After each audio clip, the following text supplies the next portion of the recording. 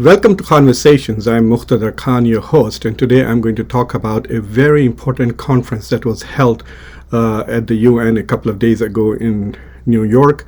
This was under the auspices of India as a president of the UN Security Council. The conference was about new orientations for reformed multilateralism, essentially a complicated diplomatic term to say that let's come forward and discuss and debate the much necessary reforms of the UN Security Council and also the multilateral system that is responsible for global governance today. But before I discuss this important conference with you and what was said there by important countries, please subscribe to Khanversations, like the video, and don't forget to ring the bell icon so that you get notifications when I post my next conversation.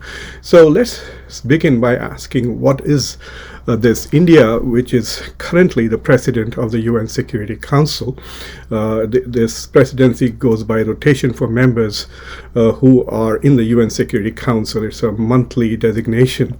So December is the month in which India is the president, and India has organized this debate about reforming the multilateral system that governs the world.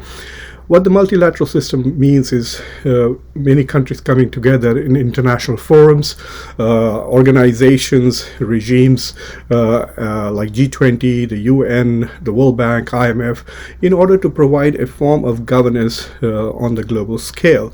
So multilateralism has been the primary methodology of global governance for the last 75 years since the end of World War II. But unfortunately, all the institutions of multilateralism, especially the World Bank, IMF, and the UN, reflect the geopolitical and balance of power realities of 1940s. So there has been a demand that there be reform in the multilateral system. So one of the reasons for this demand is that the institutions like the UN Security Council and the UN have failed to perform much of their responsibilities. They have had successes undoubtedly in the past, and people argue that the fact that there has been no major war like World War II since 1939 until now is indication that the multilateral system has really worked well, and UN has performed its task admirably. However, there are lots of other examples which point to the fact that the UN has failed. So the UN was unable to prevent the United States from going to war in Iraq. It could not prevent Russia from attacking Ukraine. Has really been unable to do anything about Russia's brutal assault on Ukraine for the last 10 months. And of course, there are those who also feel that the United Nations has failed to address some critical issues, such as the Arab-Israeli conflict, which has just gone on and on and on, and so on. So many people point to the limits of the effectiveness of the UN and have call for its reforms. So this debate that was organized, and India's Foreign Minister Dr. Jaishankar himself went there to preside over this debate. It is also, the debate itself is an indication of what would happen if we had new leadership at the UN Security Council. There was never such a public debate before, but under India's presidency, we were able to at least watch on YouTube what these countries have to say about one of the most important institutions of global governance, that is the UN Security Council and the UN itself. So this itself shows that if you have diversity in leadership and if you bring new powers to leadership, they will come up with new ideas. So in that sense, congratulations to Indian Foreign Minister for organizing this important conference. So let's quickly summarize what are the problems with the UN as it is. So clearly, there are many countries in the world that feel that they have no say in the policies that are made, which are implemented and enforced on them. So for example, African countries have very little say on the policies that are made by the UN Security Council. Some countries have never ever been part of the UN Security Council, which has two elements: permanent 5 members and 10 members. In the past, there were only 6, and after 1960s, we had expanded it to 10 non-permanent members. So there are many countries who have not served at all in the UN Security Council. Some countries have served multiple times, and I think India has served 7 or 8 times in the UN Security Council as a non-permanent member. So one of the complaints is that the leadership at the UN is not very inclusive. It's very selective. Number 2, of course, the biggest problem is the veto power, which only 5 countries have, and they can veto all the policies. So, for example, Russia will not allow any serious discussions about Russia's invasion of Ukraine because it has a veto power in the Security Council. Use or threat of use of veto power often ends debate. And so it becomes very clear that where the interests of the P5, the 5 countries which wield veto power, the UN Security Council, General Assembly, basically global governance becomes ineffective. And many countries have used it in the past. So one of the complaints is that there has to be done something about the veto, which is the primary problem. So there are basically 3 lobbies in this whole discussion. One is P5, the 5 countries which already have the veto power, who have very little interest in seeing change. Why would you want to change when you enjoy such privileges? So any change in the structure of the UN or the UN Security Council, which will mean reduced influence, reduced power to these P5 countries, so the US, UK, France, China, and Russia. So these countries collectively are opposed to any fundamental reforms, and that's why, even though there has been discussion of reforms of UN Security Council for nearly 30 years, there's no change at all. The second lobby is called G4, 4 countries which feel that they deserve the right to become permanent members of the UN Security Council because of the size of their economies, by their global influence, and they are called G4, that is Japan, Germany, India, and Brazil, and these countries are at the in the forefront of pushing for reforms of the UN Security Council. And if you notice, 2 of them are also part of the BRICS, and so they are also representative of the global south. So they have a lot of, shall we say, moral power behind them when they say that voices from the global south should also be included in global governance. And then the third lobby is AU, or African Union, and the 54 countries of Africa, who also want to see reform because Africa has had so little say in global governance for such a long time. It has been a victim of colonialism, imperialism, and it is also the recipient of a lot of humanitarian and security assistance from these institutions, but it has very little say.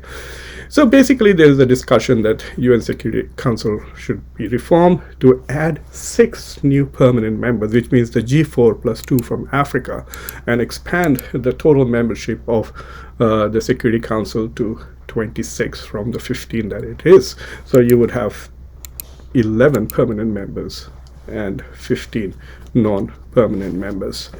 And to also, the second demand is that there has to be more influence of the General Assembly on the UN Security Council. And in the discussion, it was very interesting that when people were talking about failures, it was apparent that Russia and China were the primary targets of abuse, and it was very interesting to see that not many people were complaining about the United States role in advancing its own interests through these multilateral institutions. But what was also fascinating was that only Ireland brought up the failure of the UN to talk about the Arab-Israeli conflict. Most of the issue was, like India was pushing, that some Security Council members are protecting terrorists and preventing action against terrorism, and obviously that was targeted at China. People are talking about mass atrocities, that is again against China, and then of course direct references to Russia's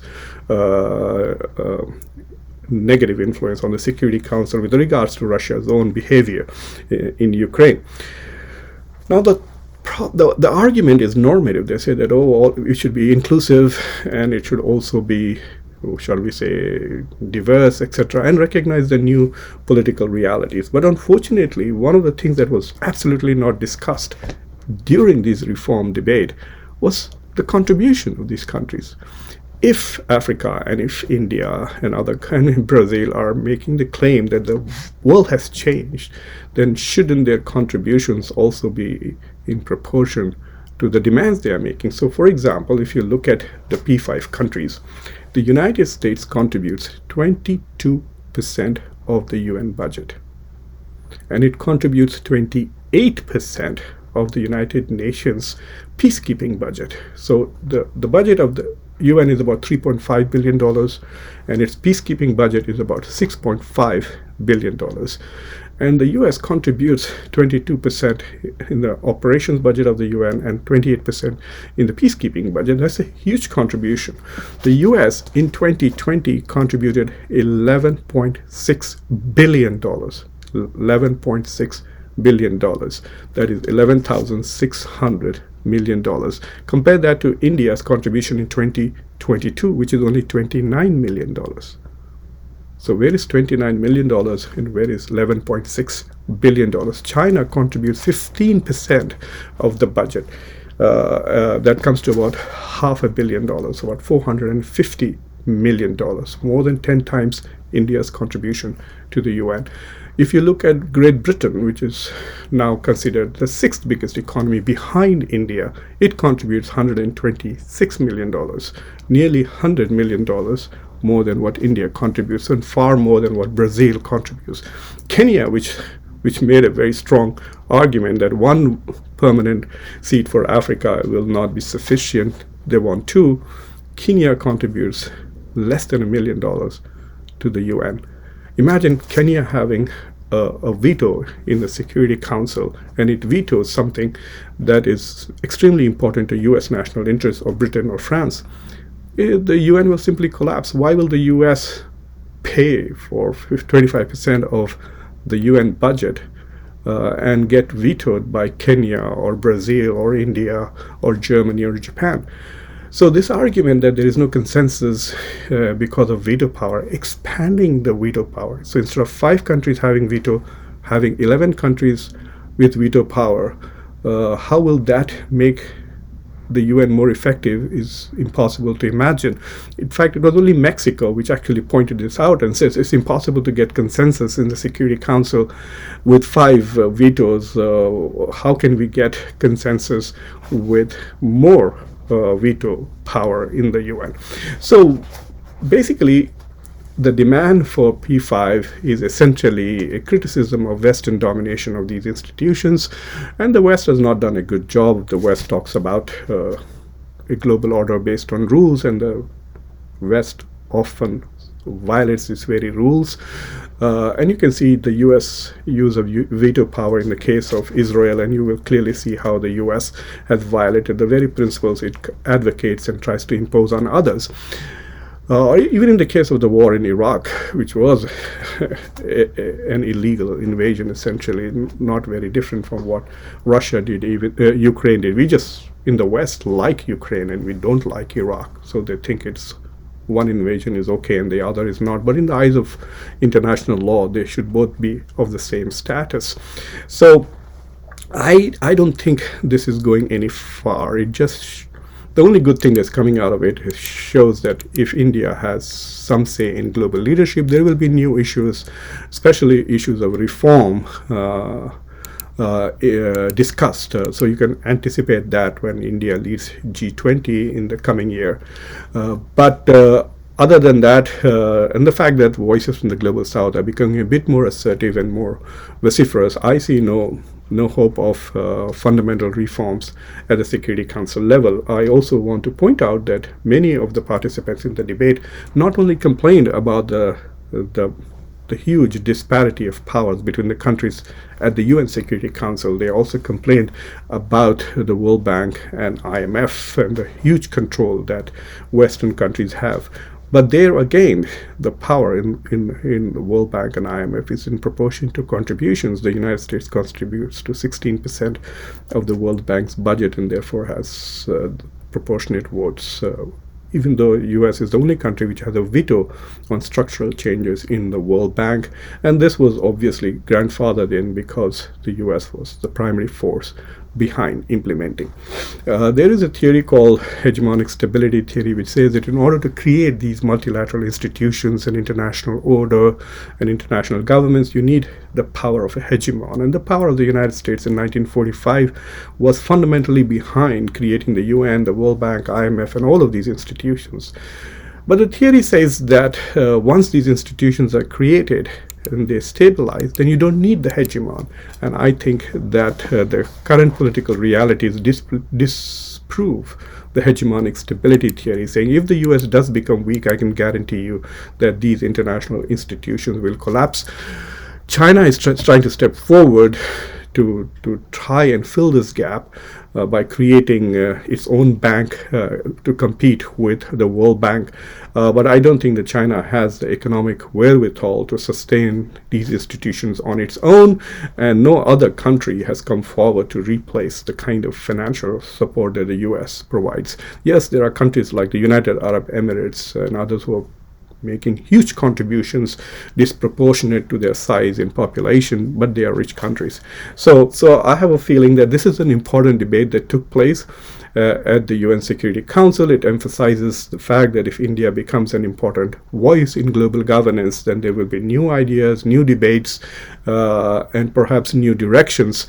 But I don't think that at the moment India is able to force change in these institutions, and I think the UN will have to fail many more times, and there has to be some fundamental disasters happening with regards to the P5 powers before there are any changes in the governance structure of the UN Security Council, World Bank, or IMF. I have a feeling that nations which have already huge privileges at these institutions would rather see these institutions become weak and ineffective than lose the power that they have in these institutions. So I hope you found this conversation, though slightly depressing, interesting and informative. And if it does, please subscribe to Khanversations. Share the video with your friends, like the video, and don't forget to press the bell icon so that you get information when I post my next video. Thank you very much. This is Muqtedar Khan, your host.